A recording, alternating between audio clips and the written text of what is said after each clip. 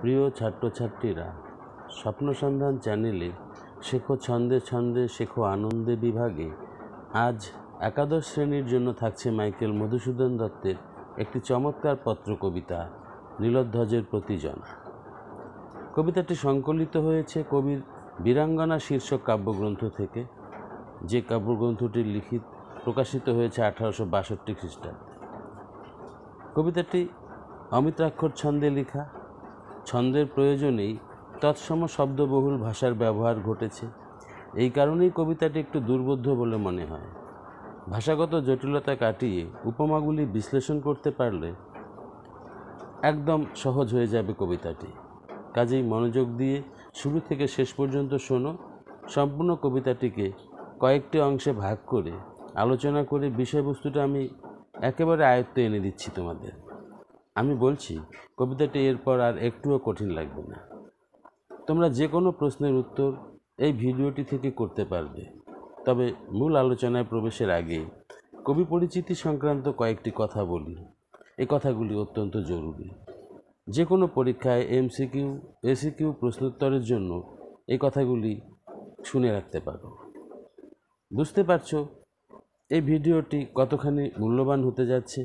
এবার কবি পরিচিতি সম্পর্কে বলছি। কবি পরিচিতি। কবি মাইকেল মধুসূদন দত্ত, ছদ্মনাম টিমোথি পেনপোয়েম। জন্ম 1824 সালের 25 ডিসেম্বর, বর্তমান বাংলাদেশের যশোহর জেলার সাগরদাড়ি গ্রামে। পিতা রাজনারায়ণ দত্ত, মাতা জাহ্নবী দেবী। খ্রিস্টান ধর্মে দীক্ষা 1843 সালের 9 ফেব্রুয়ারি। ইংরেজিতে লেখা কাব্যগ্রন্থ। কবি প্রথমে ইংরেজি ভাষাতেই লিখতে শুরু করেন এবং এ ভাষাতেই বিখ্যাত হবেন ভেবেছিলেন। যাই হোক, পরবর্তীতে তিনি বাংলায় ফিরে আসেন। তার প্রথম কাব্যগ্রন্থ দ্য ক্যাপটিভ লেডি এবং দ্বিতীয় ভিশনস অব দ্য পাস্ট। প্রথম বাংলা বই।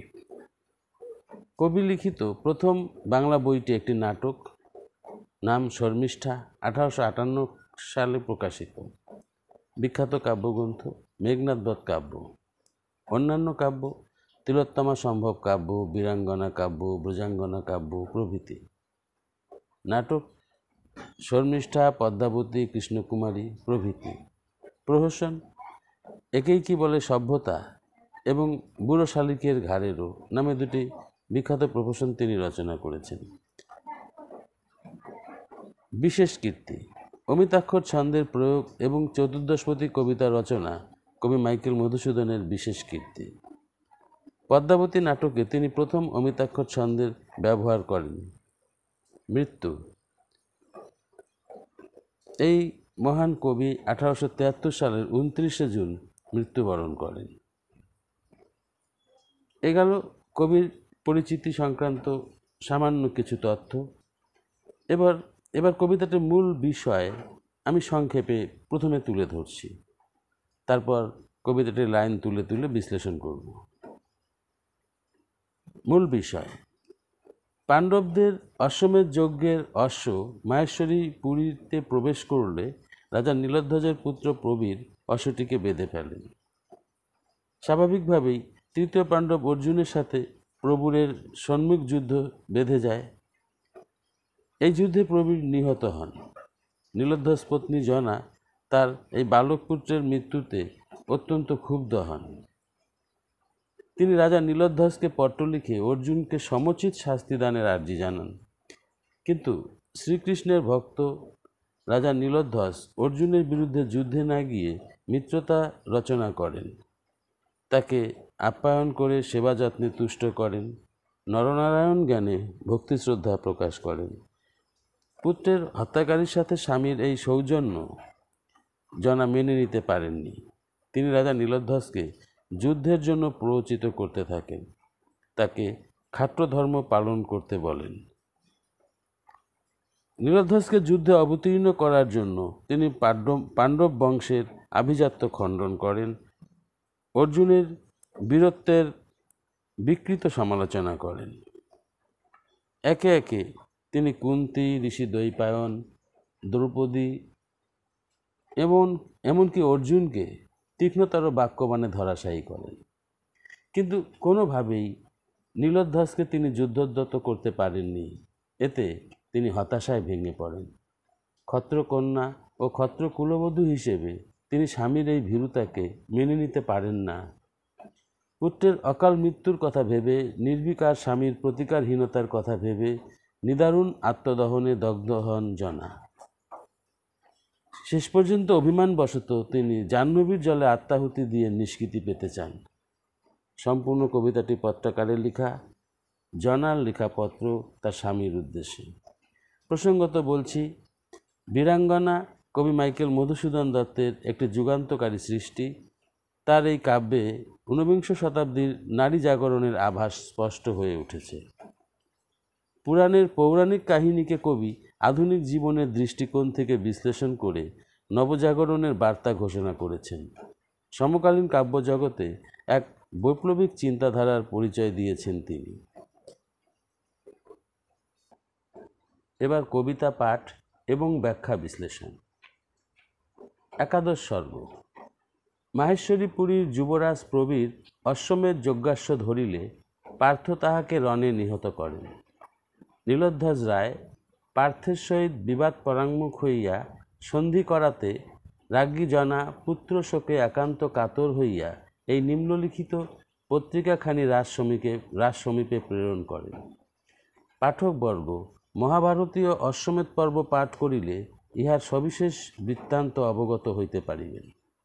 অর্থাৎ এখানে একটু ভূমিকা করা আছে, যে ভূমিকায় এই পত্র লেখার কারণটা পরিষ্কার বলা আছে।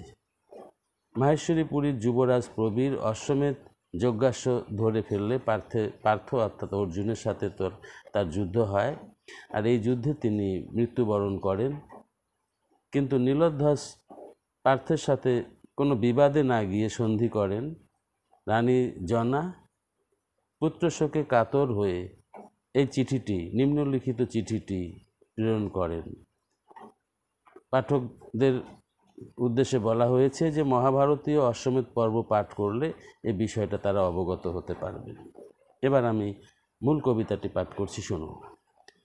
বাজিছে রাজতরণে রণবাদ্য আজি, এসে অশ্ব গর্জে গজ উড়িছে আকাশে রাজকেতু, মুহুর্মুহু হুঙ্কারিছে মাতি রণমদে রাজসৈন্য।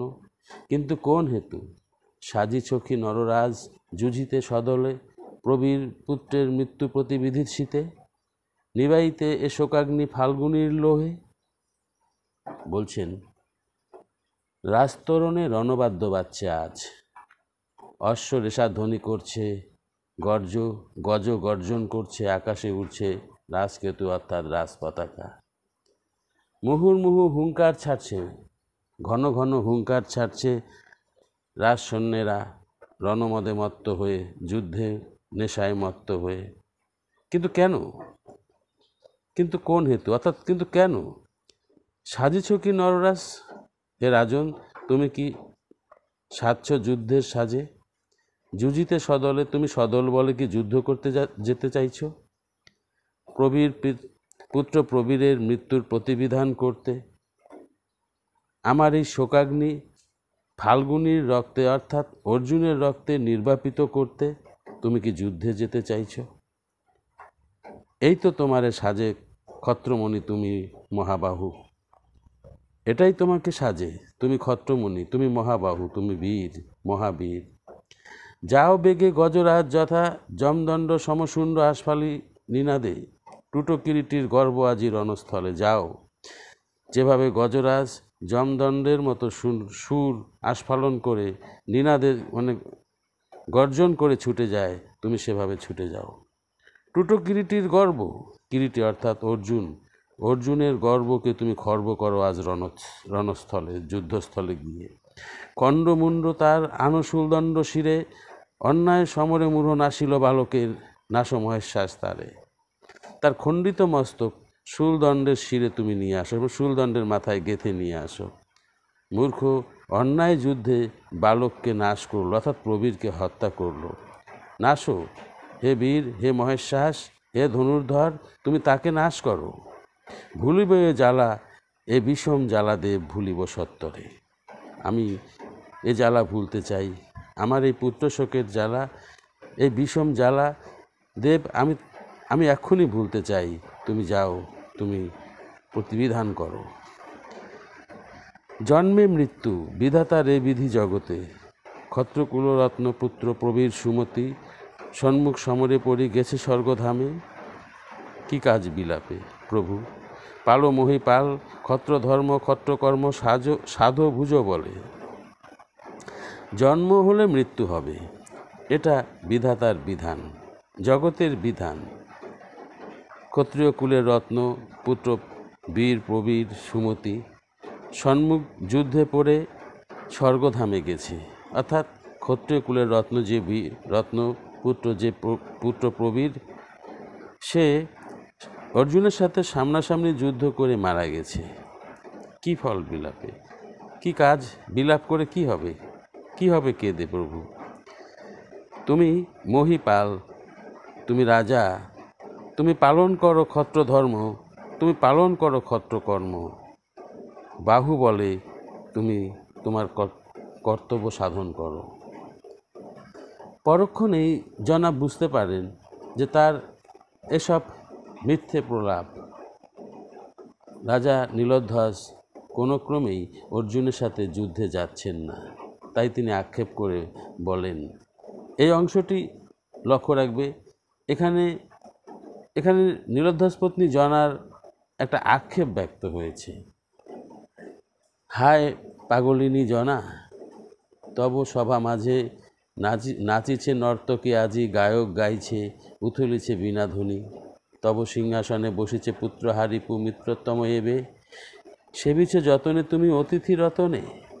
হায় পাগলিনী জনা, জনা নিজেকে পাগলিনী বলেছেন।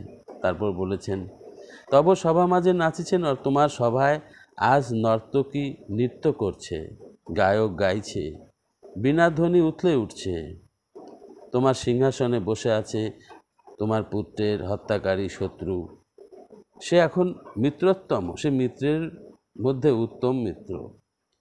সেবিছে যতনে তুমি অতিথি রতনে, তুমি তাকে অতিথি রতন মনে করে সযত্নে সেবা দিচ্ছ। কি লজ্জা, দুঃখের কথা কব হায় কব কারে, কি লজ্জা, এই দুঃখের কথা আমি কাকে বলবো? হতজ্ঞান আজি কি হে পুত্রের বিহনে, মাহেশ্বরী পরিশ্বর নীলধ্বজরতি। যে দারুণ বিধি রাজা আধারিলা আজি রাজ্য, হরিপুত্র ধনে হরিলা কি তিনি জ্ঞান তব। হতজ্ঞান আজি কি হে পুত্রের বিহনে, পুত্রকে হারিয়ে তুমি কি হতজ্ঞান হয়ে গেছো, মানে জ্ঞানহারা হয়েছ। মাহেশ্বরী পুরীশ্বর নীলধ্বজরথী, হে মাহেশ্বরী পুরীশ্বর নীলধ্বজরথী, অর্থাৎ মাহেশ্বরী পুরীর ঈশ্বর, পুরীর রাজা নীলধ্বজ, তুমি কি হতজ্ঞান হয়েছ ছেলেকে হারিয়ে। যে দারুণ বিধি, যে দারুণ বিধি, যে নিষ্ঠুর বিধি রাজা রাজ্য আধার করে দিল আমার পুত্রকে হরণ করে, তিনি কি তোমার জ্ঞান হরণ করলেন? তা না হলে কহ মোরে কেন এ পাষণ্ড পাণ্ডুরথী পার্থ তবপুরে অতিথি। তাহলে তা যদি না হয় তাহলে তুমি আমাকে বলো, এই পাষণ্ড, এই নিষ্ঠুর পাণ্ডুরথী পার্থ, এই নিষ্ঠুর পাণ্ডব বংশীয় রথী অর্জুন কেন এখানে অতিথি হয়ে আছে তোমার পুরীতে, কেন সে অতিথি?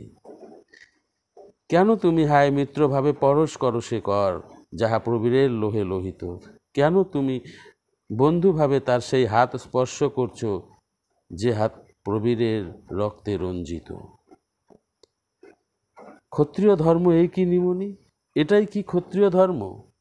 কোথা ধনু, কোথা তুনো, কোথা চর্ম অসি, না ভেদি রিপুর বক্ষ তীক্ষ্ণতম স্বরে রণক্ষেত্রে মিষ্টালাপে তুষিছ কি তুমি কর্ণতার সভাতলে। এই কি ক্ষত্রিয় ধর্ম হে নৃপতির সেরা নৃপতি? কোথায় ধনু, কোথায় তুনো, কোথায় চর্ম অসি, কোথায় সে যুদ্ধ সাজ? না ভেদি রিপুর বক্ষ, মানে রিপুর বক্ষ তীক্ষ্ণতম স্বরে, তীক্ষ্ণতম তীরে ভেদ না করে, রণক্ষেত্রে তার বক্ষ ভেদ না করে মিষ্টালাপে তুমি তাকে তুষ্ট করছো, মিষ্টি মিষ্টি কথা বলে। বন্ধুত্বসূচক কথা বলে সভাতলে তুমি তাকে তুষ্ট করছো। কি কহিবে কহ, যবে দেশে দেশান্তরে জনরব লবে। কি বলবে বলো তুমি, যখন দেশে দেশান্তরে এ কথা ছড়িয়ে পড়বে। জানবে যখন 10 জন এ কাহিনী যখন জানবে, কি কহিবে ক্ষত্রপতি যত ক্ষত্রপতি ক্ষত্রিয় বীর আছে, তারা যখন তোমার এই ভীরুতা কাপুরুষতার কথা শুনবে, তারা কি বলবে।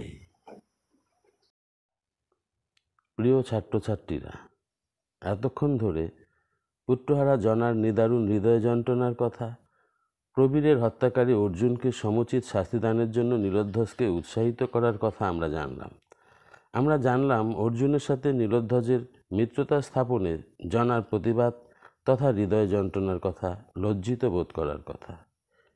এই ভিডিওটিকে আমি আর দীর্ঘ করব না। পরবর্তী অংশ আরেকটি ভিডিওতে তোমরা পাবে। ওই ভিডিওটিতে থাকবে কুন্তী, ঋষি দ্বৈপায়ন, দ্রৌপদী এবং অর্জুনকে জনা কিভাবে আক্রমণ করেছেন সেসব কথা থাকবে। জনার খেয়ে দাগ খেয়ে অভিমান এবং আত্মাহুতি দানের সংকল্পের কথা, আর থাকবে বিভিন্ন পরীক্ষায় এবং ফাইনাল পরীক্ষায় সম্ভাব্য প্রশ্নগুলি নিয়ে একটু আলোচনা। গুরুত্বপূর্ণ সেই ভিডিওটির জন্য তোমরা অবশ্যই সচেতন থাকবে, নজর রাখবে। যারা এখনও আমার এই চ্যানেলটি সাবস্ক্রাইব করোনি, তারা চটপট করে নাও, শেয়ার করো, অবশ্যই লাইক দাও যদি ভালো লেগে থাকে। আজ এখানেই। ভালো থেকো সবাই।